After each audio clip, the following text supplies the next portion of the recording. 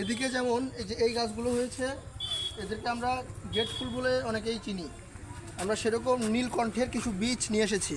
এই যে এগুলো হচ্ছে নীলকণ্ঠের বীজ, এগুলো এখন আমরা রোপণ করব। এক একটা টপে একটা করে দিয়ে দিব। দেখি এদিকে আসেন। এই যে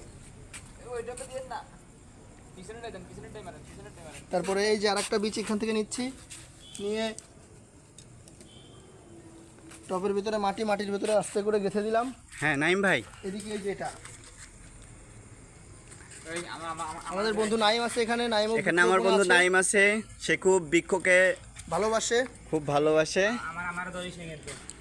আমার বন্ধু রায়হান আছে, তার হাতে গাছ রোপণ করলে হবেই ইনশাল্লাহ। এদিকে শাহিন আছে, এদিকে আমার বড় ভাই শাহিন আছে, তারটা অলরেডি আগেই লাগানো শেষ। তার আগেই লাগানো শেষ। আমার বন্ধু রায়হান খুবই লাজুক প্রকৃতির, তো ব্রেক ছাড়ো,